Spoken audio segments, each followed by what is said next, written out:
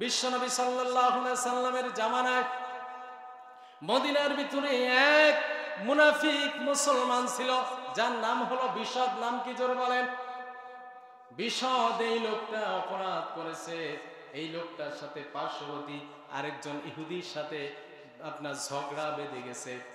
বাঁধার পরে দুইজন চিন্তা করলো মীমাংসা তো হতে হবে, একজনের কাছে যাওয়া লাগবে, একজনকে লিডার মানতে হবে, আদর্শ অনুসরণ করতে হবে।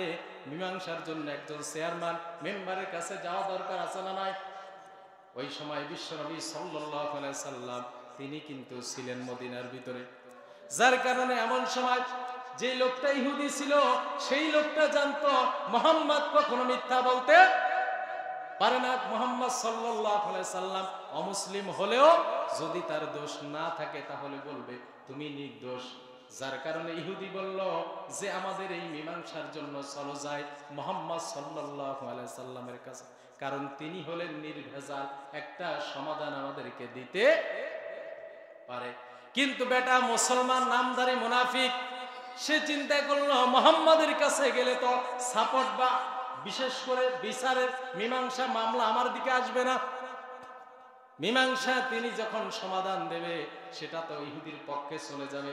যার কারণে আপনার এই মুনাফিক মুসলমান বিশদ চিন্তা করলো না, ইহুদিদের নেতা কাব ইবনে আশরাফ আছে, সে মুসলমানদের প্রতি কঠোর, তার কাছে চলো, তার কাছে যাই।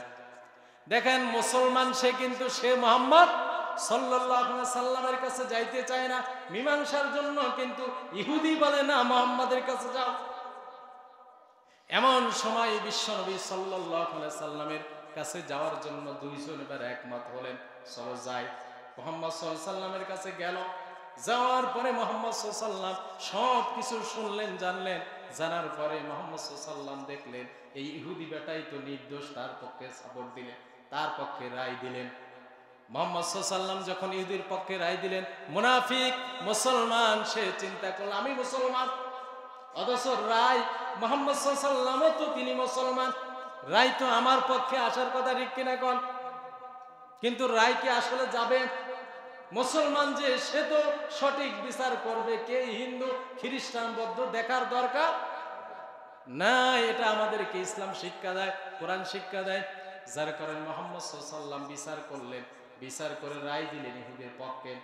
এমন সময় মুনাফিক বেটা চিন্তা করলো অবস্থা তো খারাপ, আমি মানবো না, বিচার মানবো না, মুহাম্মাদের বিচার মানবো না। কিন্তু মুহাম্মদ কি বললেন? মান তারাকা সুন্নতি ফালাইসা মিন্নি, আমার দেখানো পথ, আমার সিদ্ধান্ত যে মানে না সে আমার উম্মত না। তাহলে সে কি আর মুসলমান আছে বলেন?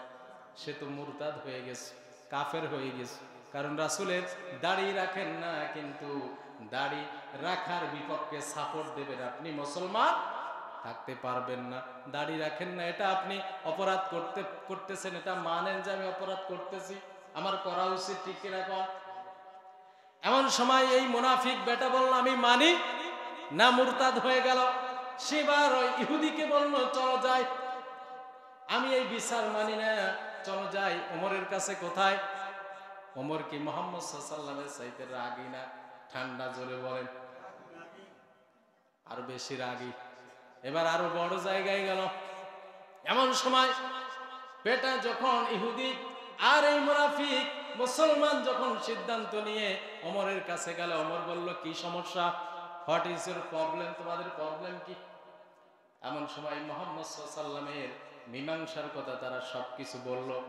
ইহুদি বেটা বলল বিপদে পড়েছি, সমস্যায় পড়েছি, মুহাম্মাদের কাছে গিয়েছিলাম, বিচার করে দিয়েছে, কিন্তু এই বেটা মানবে না, আপনার কাছে আবার টেনে নিয়ে আসছে। বুঝতে পেরেছেন?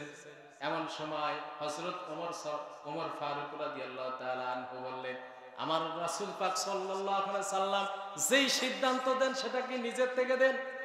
আসমান থেকে যেটা আসে তিনি তো তাই দেন। কি করে বুঝলেন? আল্লাহ পাক রব্বুল আলামিন বললেন ওমা ইয়ানতিকু আনিল হাওয়া ইন হুয়া ইল্লা ওয়াহী ইউহা, আমার রাসূল যেটা বলে সেটা নিজের বানোয়াট কোনো কথা না, সেটা আসমান থেকে ওহী আসে তারপরে বলে। যার কারণে অবস্থা হলো ওমরের কাছে সব কিছু বলল।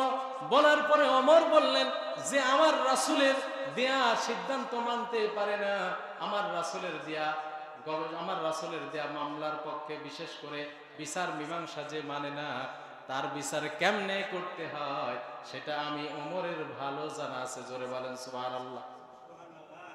ওমর মুহূর্তের বন্ধ বলল, অপেক্ষা করো, বিচার এবার হবে। এমন সময় ওমর ঘরের ভিতরে চলে গেলেন, টান মারলেন তরবারিটা, টান মেরে এসে ওমর